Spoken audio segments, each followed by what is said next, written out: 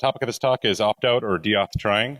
It's going to be anti-tracking bots, radios, and keystroke injection. That's going to be throwing off brick and mortar stores, the ways that they're tracking you, everything from billboards down to the basic analytics and information that Google collects when you do searches and things of that nature. I'll have the slides in 1 second here.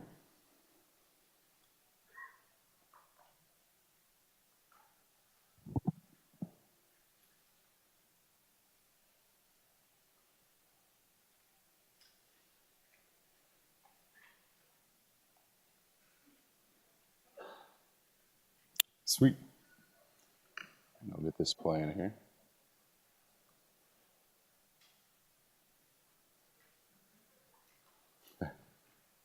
Oh, there we go. Awesome. Now you guys have visuals to go along with it. So, as I said, my name is Weston Hecker. Feel free to follow me on Twitter. I do a lot of research during the year and love helping people with projects and just security research in general. I'm going to go into a little bit of detail. We'll make it a little bit quick here. Yeah, myself, I'm 32, I work for NCR, live in North Dakota. Any other North Dakotans? No? Okay. There's probably 6 of us. Yeah, okay. There's 1 or 2 of them. This is my 4th year in a row speaking at DEF CON. Spoke at Hope, Black Hat last year, lots of conferences. So I love getting out, meeting the community. That's the reason I do these talks, is to meet people like you guys. So, and I've been doing 12 years pen testing professionally and 13 years of research, programming, things along that. And did a lot of ATM, car hacks, several IoT projects going on right now, reverse engineering malware, things like that. I'm going to be doing a cool attack on vehicle. Anybody has a push button start car, you should definitely come down to the car hacking village. I'm going to demo how to stop the relay attacks, where basically people are using software-defined radios to actually steal vehicles. So I'm going to go into how the actual attack works. Then I'm going to go into some 2-factor authentication that I added that's built on a $12 Arduino project. So it's very cool. And a little bit about this research and what led to it. So as you can see, Microsoft Windows 7 end of life was all announced. And I mainly use Linux, like a majority of the people here probably do. But I'm forced to use Windows for some applications. And I had a quick question. I called one of my buddies, and I'm sure everybody has that buddy that you call them for a simple question about some concerns or things like that, and they'll talk your ear off about chemtrails for the next hour and a half. So he's a very, very paranoid guy. He's usually right, though.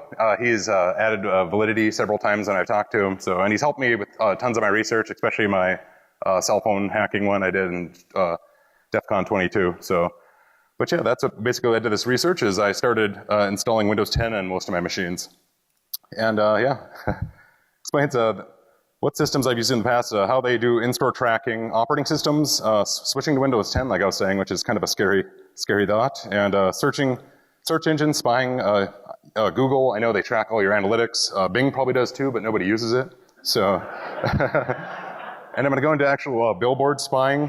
There's a couple of prototype billboards, and I'm pretty sure I fried the one in Minneapolis on 169. I was doing some research on it. I had permission at that time, so it's something that they want. They're actually tracking vehicle TPMS sensors, so tire pressure monitor sensors, and they're profiling people off of vehicles and the actual advertisements. So, and yeah, that's pretty interesting stuff. So just privacy is disappearing, so I thought I'd do a privacy talk, and yeah. Explanation of the targeted personalized advertising. So I'm going to go through a lot of the advertising, personalized ads. They're getting really, really creepy. They got really creepy for a while there, and then they realized that people were getting creeped out, and they kind of backed them off a little bit.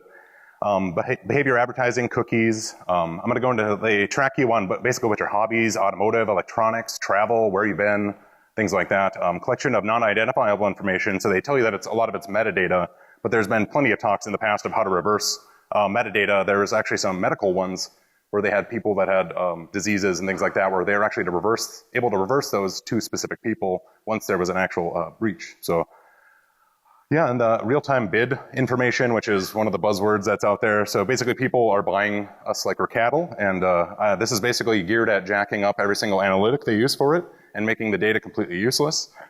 And yeah, so they have software advertising displays, private marketing, PMP, basically wasting advertisers' money. And yeah, there's an explanation of technology of tracking online, so I'm going to go through some of them. I'm going to explain how deep and dive in the operating systems are, and when you try to neuter Windows 10, how it fights back, because it is a very very intrusive operating system.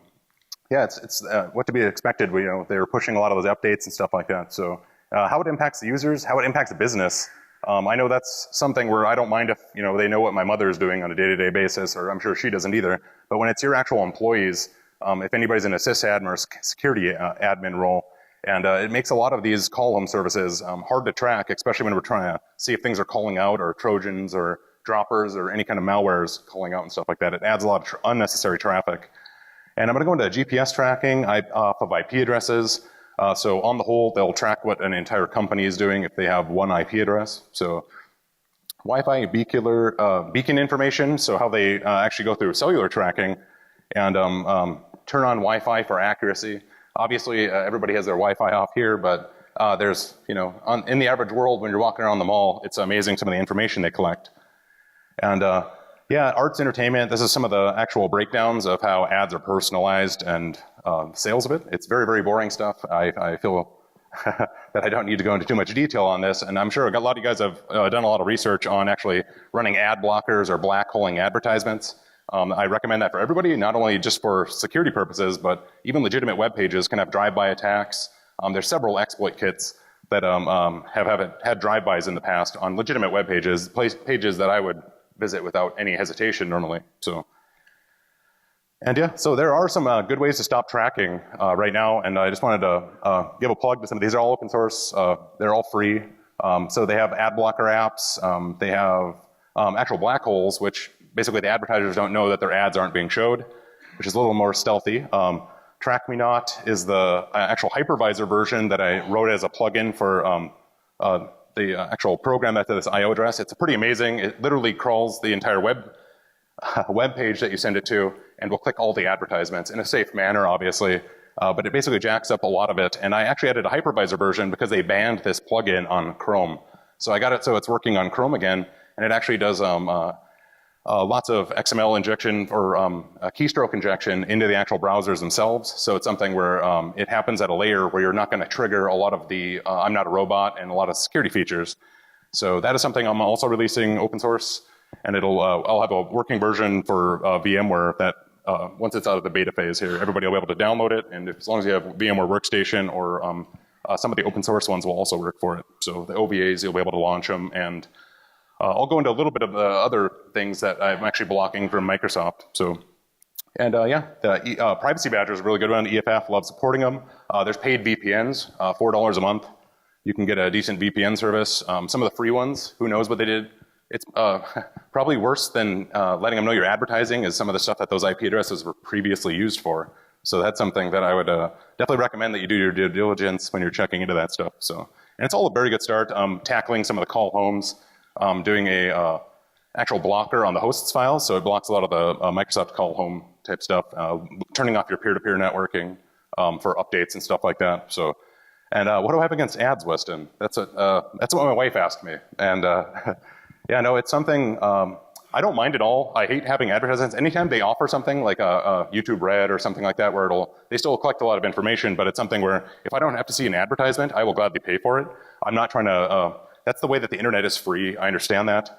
It's all, I will gladly pay for a lot of the premium services. And anything that's ad-free, and even some of the Android stuff, it's amazing that you can't actually, turn off a lot of the tracking. And it's something that, as the more and more, they snag you with the convenience, and then they add some of the more intrusive stuff. And that's just been happening over the last few years. So, yeah, and I'm going to be able to, should go into some, disable some of the browsing tracking. They let you know there's cookies. They try to do all these things to let you know what they're doing, or make them look like they're more of an accurate and good demonstration of what they're actually doing. But in a lot of cases, it needs a little bit more intervention, and that's why I love that there's tools like on these last page here that people can actually go out and do this kind of stuff. So, and yeah, so basically drive-by attacks, like I was saying, even legitimate web pages. There's a lot of them that even the New York Times is one of the bigger ones that comes to mind. That page, they literally sent out Twitter saying that their actual page is breached. Please don't visit it. So that was a drive-by. I believe that was a Java or Flash drive-by attack. So it was literally just by visiting the page, it would actually execute some of the code on there. So since the late 90s, it's been one form or another in tracking, and they're deep diving. They're getting their analytics more tight, and been used in stores. Actually, the brick and mortars. I'm sure everybody, 2012 heard about these. They're tracking everything, and the stores that were doing it got a lot of feedback that was negative, so they quit doing it. Then they tried it again 2 years later, and they're right back up to the same old tricks. So that's something where in in-store analytics, it's no problem at all. I have no problem at all if people opt into it. That's definitely something like if somebody wants to save 10%, 10 cents on their gas or something, by all means, if that's something they accept, I have no problem at all with that. But it's when they actually start tracking cellular beacons of how many customers walk by, their retention rates, their dwell times in the store, and things like that. I'll actually go into some of the heat mapping analytics and things like that. So, but yeah, it's I have no problem at all with opt-in programs. That's one of the biggest things. So they track some of the Bluetooth, cellular beacons, Wi-Fi, infrared, and motion sensors. Several years they've been getting negative press, like I said. So there's been lots of resistance in all forms of tracking. Apple and a couple other several manufacturers are doing very, very randomized beacon information, which is awesome to see. And it's definitely been a long time coming for it. So UK and other areas in the world have been less resistant from what I've seen. I know a lot of the actual tracking that they have out there is pretty readily available. So, and told, it's been turned into metadata. And I've already explained about some of the weaknesses in metadata and reversing it. And this is the $45 device that every single one of you should bring and go to the mall with you every time.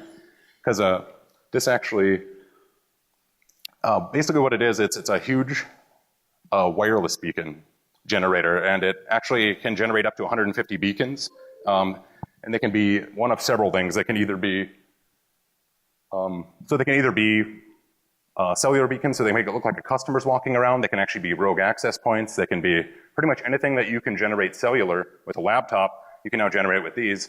And I actually have a program called Groundhog's Day, where it replays the exact same day's worth of traffic. So it looks like the same people are walking by, and it is a pretty neat process. It actually jacks up their in-store analytics, their retention rates, all the heat mapping, because with the more advanced version with the actual Raspberry Pi attached to it, you can actually change where people are dwelling in the store and stuff like that. So it's a really, really cool project, and that's all going to be open source MIT license. I'll release how to actually build one of those.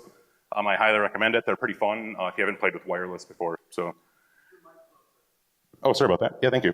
And metadata is used to change the store layout. So say, for example, if everybody goes to the front panel, they're going to start throwing the more high-price items there, things like that. If they realize everybody's going back to electronics right away, they're going to put a lot of stuff to try to sell people on the way there.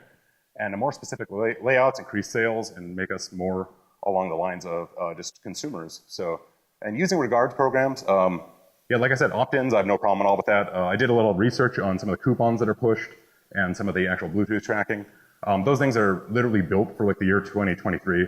They're not impossible to break, but I did not have the free time this year to actually start dabbling with those. Last year, I actually did some ticket injection, but I did a responsible disclosure with it.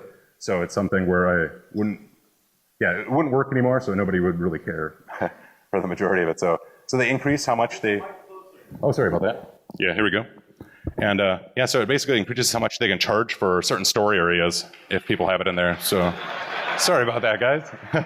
Yeah, thanks for the brave soul who told me to bring it up a little closer. So so it changes the ad placement in the physical and the web because they're tracking cross platforms. So, and collection of all of the cellular Bluetooth beacons. So they're collecting all of the ESN information. They've weaned away from this one big time because it's very, very intrusive. And some of them have pretty decent ranges on them, so they're not as acceptable for as far as if people are going through actual communication with them. So, and how do you harden the communication best practices? That's something I'll be going through in here a little bit. So, and who knows what TPMS sensors are for vehicles? Yeah, there's been lots of really, really cool research. So they have smart billboards. They just throw the word smart in front of it and charge people for it. But it's something where they're going to basically be tracking beacons. They'll be able to profile that. That guy driving that 2015 Jeep Cherokee or whatever, they'll be able to tell that person's most likely a white 32-year-old male, and they'll be able to get more of the advertisements, or they'll be able to, generalize how much they actually are able to charge for some of the information, be able to track people a lot more. And in the US, after 2007, they required it in a majority of the vehicles, except for special purpose-built vehicles. So basically, it uses unencrypted RF, 314 majority of it. So depending on the actual vendor, anytime you go over 19 miles per hour, it'll do a call home feature. So, and I'm going to be actually demoing in the car hacking village, I have a TPMS sensor where you can actually add 3 sets of tires to your vehicle. So that's something that Ford owners have not been able to do without going to a dealership all the time. So it's something where you can have your snow tires, racing tires, but and then your, whatever other tires you want. And something that I actually made it so my wife's vehicle, every time it starts up, it'll actually generate a new TPMS sensor, and it'll flash it into her CAN bus.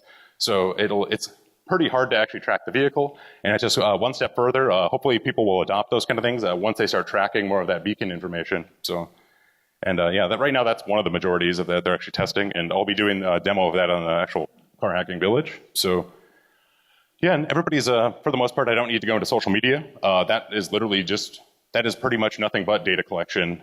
There's been several jokes. I love one of the Onion ads where they had Mark Zuckerberg as like an FBI agent, and that's yeah, they got some pretty accurate stuff like that, and it's abuse in the past. They're literally just tracking everything on it, and it's something that they willingly accept to be able to send cat memes and things like that to each other. So, and reversing the randomness. So when I went through the actual pages, it was pretty simple. I would start with a dummy account on a VPS, and I would start searching specific dialogues of things that I would think that people's personalities. I would think of a friend, and then I would think of things that they would search. And I would think of that age range, and I would think of like my niece, what she would search, what my cousin would search, what my uncle would search, a lot of that stuff. So that's something where I was kind of looking at what they're reversing and what they were advertising with. So I built out a huge spreadsheet that is actually going to be something else I'll be releasing with these tools. And it basically shows that what's your profile and how to build a profile. Because that's actually what the program that I made is you can set yourself to, say for example, the example I was giving was a 12-year-old girl who likes horses.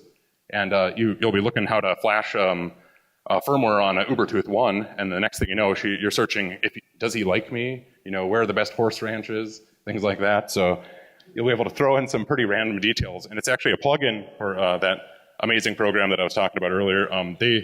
They do a very, very good job at random stuff, but some of the random stuff gets thrown into unlogical bins where they don't even get advertised to, or they get very, very low resale. So these actually keep you looking like a real person on the web, because eventually, when enough people start using blocking services like that, they're going to start actually diving a little bit more into the actual details and the software of it. So, and yeah, back in the old XP days, they really didn't store much information. And yeah, 1984 style moving into Windows, it's literally amazing the amount of information they collect. And I've been a huge fan of doing misinformation type talks. Like the one that I actually did was injecting fake credit card numbers for credit card skimming software. So it's all about like, if I can't have my data, nobody can kind of situation. So it's like, if it becomes so useless, they won't actually want it anymore. And that's kind of the thought and the process behind it. And yeah. An explanation of attacks. So blocking the billboard spying, I'm going to go through that with the TPMS sensor, and explaining the actual main attack surface of the passive monitoring systems. So how brick and mortar stores are spying on people, and how web and OS are spying on people. So that'll be the next phase of this. And so methods stopping billboard spying. So billboards, they're picking up, well, this microphone, I apologize really here. So, so smart billboards, they capture the wireless sensor information. They capture all of it based on the model, year of the car, the age range, income range. If you're driving a brand new Lexus, you're most likely not a McDonald's employee. And they like to profile it like that. And that's just one of the more things where it dehumanizes a lot of the information. So, and passive and opt-in programs, once again, like I said, people will have a lot of applications for tracking through a lot of the actual molding, public transit systems and stuff like that. So, and like I was saying, you can add a lot of the not necessity of having to go into a dealership, which is really, really nice, because Ford and Lincoln vehicles is the one that I have the tool working for now. And it's nice to be able to actually install like a Groundhog's Day type situation. So you cycle through. The one that I have that would be more practical is adding 10-tire TPMS sensors and cycling through them. So that's something where it's not randomly generating them, because that is a little bit more of a lengthy process, especially about once a week you have to actually do a hard flash to actually add some of your TPMS sensors. So, and yeah, so what's being collected and what allowed them to profile me online, that was one of the biggest things. That was the collection of the information once I logged it all. It's something that, it was pretty interesting. What slight changes would change in advertisements and things along those natures, especially when you would start getting into higher profile travel. You can also see where people are spending a lot of the money for actual click-to-pay advertisements and stuff like that. So how do they use it? Who's it interested to? Who's buying it? How is the information held against people? They've there's actual FBI portals and things like that for a lot of this information, so they don't have to actually submit warrant, or they have to do warrants and everything like that. They do the due process. It's just something that they actually have to, they have to keep it up. So, and how is all the information for portals for law enforcement? One of the biggest ones I've known is the ones for actual cellular communications. So, and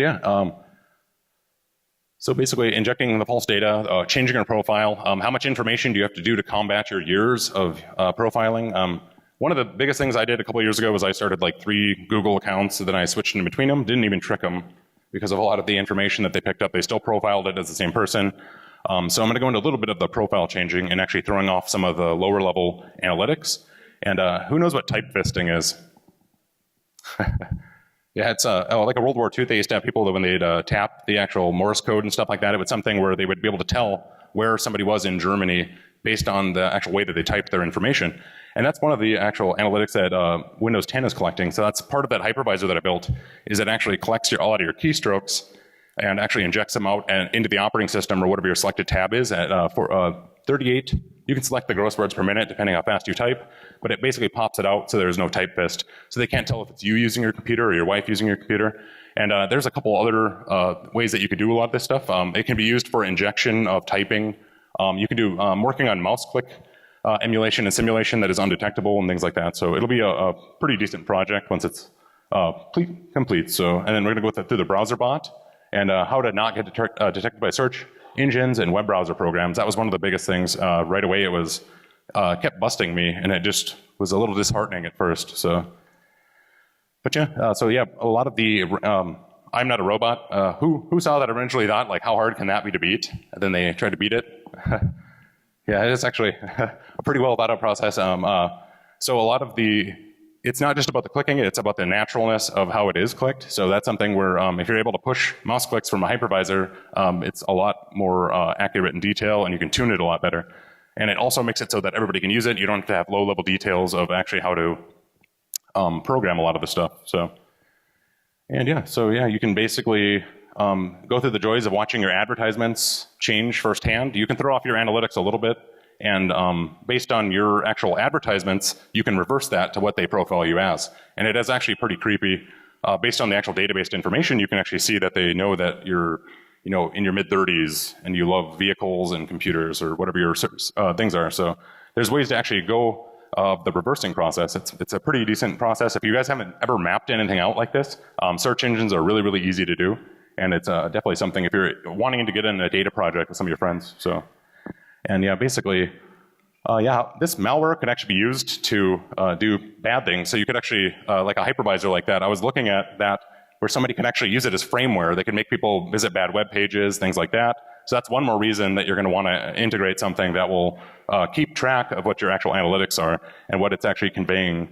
And you could actually frame somebody. It could basically damage somebody's life, or even worse, it could like Nickelback on Facebook. So I just had to bash on Nickelback because they're the worst thing to come. So, but yeah, and there's basically it's also used if you want to do some testing for malware. A lot of the malware looks to see if the virtual machine is used, and it's something where you can get some actual real world case usage. I know it's something to without paying $50,000 for their really expensive VMs that are specifically for reversing malware. It's something where you can make virtual machines look like they have daily usage in them. So if it's something where you want to kick a payload off or it kicks off 3 weeks later or something, you'll be able to actually do a little bit more research on it. So, and yeah, basically it's the operating systems and yeah. So how I tried to make Windows 10 go off the grid kind of was basically by originally doing some of the hosts, seeing what it's calling out to. Others have done that in the past. Others have failed. I failed the first few times I did it. There's actual very, very good tools out there for blocking a lot of these. They get turned right back on as soon as you run an update though. So that's something where I'll be posting some of that research and a little bit more about a deep dive into the operating systems of, because I'm sure a lot of you guys are adopting either for your actual users or for your actual self switching over to Windows 10 from Windows 7 and actually injecting from the hypervisor and how much information the actual OS detects before, like a lot of the errors and issues and things like that, it'll actually submit those. And there's pretty much anything that is getting sent home to Microsoft, I have made a way to send them bullshit. So it is a pretty fun, it was a fun project and it was, I loved watching the actual responses of it. So And yeah, IP version 6, how it changes spying on us, some of the real-time communication. That is, yeah, some of it for as far as like breaking anonymity on the web. There's lots of actual information out there for it. So yeah, screen size and browser information. That was one of my bigger breakthroughs when I was going through how they're actually tracking a lot of the details from some of the post and get requests and things like that. So, and type fisting is something that, yeah, it's basically something in Windows 10 they've been collecting. I don't see any reason that they would need to do that aside from per user basis. There's some pretty cool research on people like being able to lock machines if they feel that somebody else is like typing at the machine or something like that.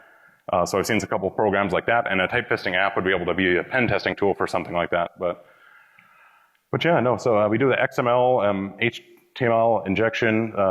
Yeah, and it's basically a macro-based injection. So I had the most simple version of it is Ghostwriter. If you want it to literally inject things out of a text file, you can do that. You can use some of the plugins for some of the other applications that are out there. And yeah, there's, like I said, it interacts with other programs by if they're brought to the front or if they're the selected window, and you can change a lot of the functionality with that. There are some CV plugins that people have for desktop support applications that I'll also be posting and referencing to. So, and can Windows stop this and the ease of use? So it's something that I have not seen Microsoft combat any of the actual anti-type fisting or any of the hypervisor intervention. That's something where it also does a lot of really, really cool stuff like blocking some of the hit attacks, like human device attacks. It blocks like some of the bash bunny attacks because it basically hijacks any input, quite literally any input, unless if it's a pre-detected device. So, and you can also have it released. So it's a very, very cool concept, and yeah, I'm excited to see people's feedback on it, and yeah, be able to grow it and see what other people do, and maybe other people can clean up the code. There's a lot better programmers out there for me. So, and yeah, basically blocking outputs from your phone. There's a couple programs out there that are pretty nice that you don't actually have to root your phone, which is amazing. Because I know several years ago, if you wanted to delete I know there's some guys that are computer guys and football guys, but I have no interest at all in the NFL or NASCAR or some of the other stuff they've loaded on my phones. And it's just nice to be able to have, basically free ways to get rid of a lot of that information. So, and yeah, so you can generate, also there's a lot of applications that'll read 50 SMS messages a day, or they'll read 50 emails. And they have their end-user license agreement, or EULA 50, where they basically read your emails so that they can better tailor either your typing or your auto completion. They'll give you a lot of examples like that, but it's most likely for other uses. So yeah, and airplane mode, working on making, I have an HTC 1 or HTC 10 now, and I did a PRL hack, so it actually doesn't attach to fake cell phone towers. And also I'm having a DEF CON mode, and I'm sure a couple other people have the switch on the side of their laptop that they've used as DEF CON mode before, but yeah, basically it turns off your radios, does not allow you to turn off your radios. It reminds you a week before to change all your one-time passwords, call in information. So, and yeah, I'm going to go over the actual hardware that I'm going to be demoing here in a second. And this is actual look at the in-store tracking systems. So heat mapping. So they track how many people walk by the store, and then they see how many people actually walk into the store. Where do the people actually dwell? So this device actually just ordered as many radio 802.11 compliant things I could and started slapping them on an Arduino. And it's a pretty fun project. I definitely recommend you build them. You can build them for around $35 to $45. And it basically, there's a collection mode where you can collect the beacons, like I was saying, for a Groundhog's Day type attack, or you can actually edit your own text files, and then you can pop in your own beacon information. So you can basically have it look like hundreds, and if you built one bigger than this, or you actually got full-blown boards on these ones, you could actually build it out to the point where you could have 300 to 400 access points, so, or beacons, whatever your things is. And heat mapping. So there's an actual threshold. So there's basically they track people. There's classic people tracking. Awesome. Okay. Yeah, so there's classic people tracking, and it's going to go through, actual infrared. It'll count a ticker. It's literally just as if somebody was tripping an I-beam. So I actually built an infrared blocker for that. Heat mapping, my actual application, when you hook it up to Raspberry Pi, you can make it look like people are walking in a circle in the store, and it is really, really creepy. I couldn't use the actual software because I would most likely get sued, or at least get a cease and desist letter. But yeah, it's pretty interesting stuff. There's some older software that's really, really fun to see the reactions of it. So, and yeah, I'm going to be going the actual device that's going through here. So you can basically look at the strange responses from the actual system, and it'll do some of the rebeaconing and some other device reactions. So, and this is the actual radio that we're going to be demoing here. And yeah, this is a CV-based. So yeah, they basically, if you kill the threshold with a really, really high-powered infrared laser, you can basically, yeah, it basically makes all the actual analytics actually shut down. So after about an hour of this, it had useless data. After 3 hours, it literally made the entire store black like that. And yeah, it was pretty decent. So, but yeah, I'm gonna go into the actual demo here. Yeah, I'm gonna actually let it lay waste to the actual software-defined radio, or I got a actual capture of the wireless packets, so I'm gonna go through that here in a second. So I'm gonna go into the actual demonstration, and then yeah, I'm gonna do the Groundhog's Day attack, and then I'm gonna do the dwelling time attack. So it's gonna jack up all the dwelling time. And on this computer here, I will show, while I'm getting this demo set up, I will actually show you, which was not that interesting of a demo, but I'll do that while I actually set up the software-defined radio demo. So, and yeah, I would just like to give thanks to my work, my kids, my wife is very, very patient with me, Jesus, my Uncle Stacy for giving me my first Zenith Easy PC, DEF CON for having me speak for the 4th year in a row. It's an honor. And audience for listening to me, and especially when I have to bobble a microphone in front of me, I apologize for that, and I can't wait to hear the trolls on YouTube on that one. So, they already said I sound like Beavis and Butthead on my last talk, because I have nervous stuff that comes out. So, but yeah, follow me on Twitter, guys, and definitely, yeah, thanks again, audience. It's, you guys are what make DEF CON, and I really do mean that. So, and yeah, I'm gonna kick off the demo here, so.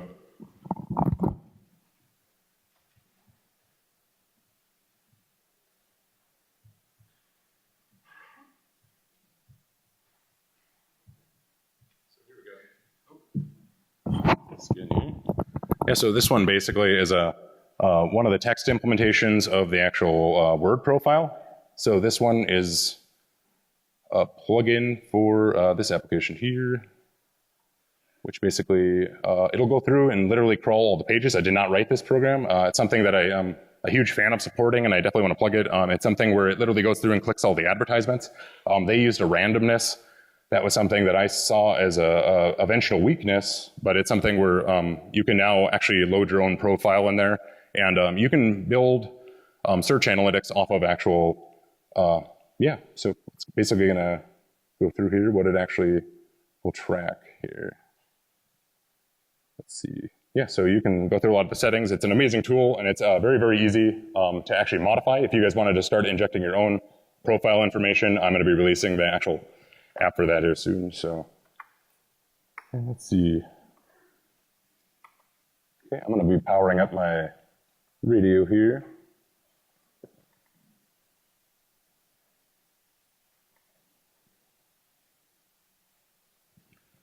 And yeah, I'm gonna get my Kali machine going, so. 1 second.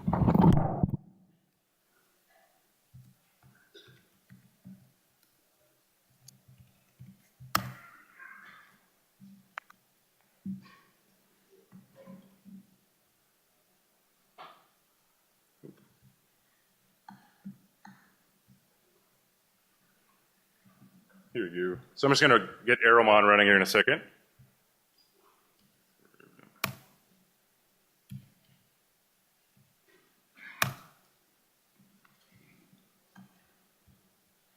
Here's what an idle DEF CON looks like.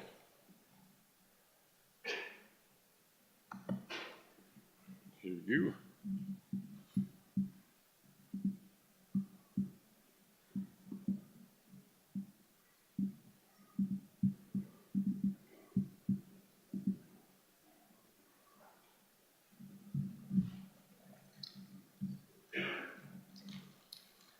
How are you doing on time, Goons?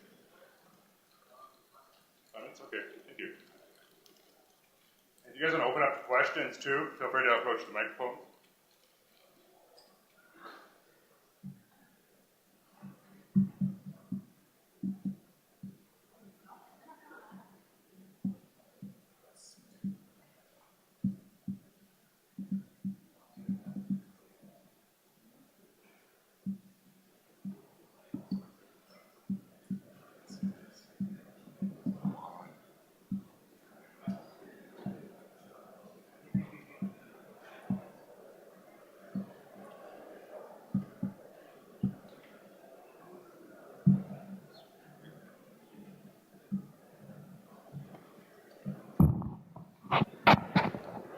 There we go.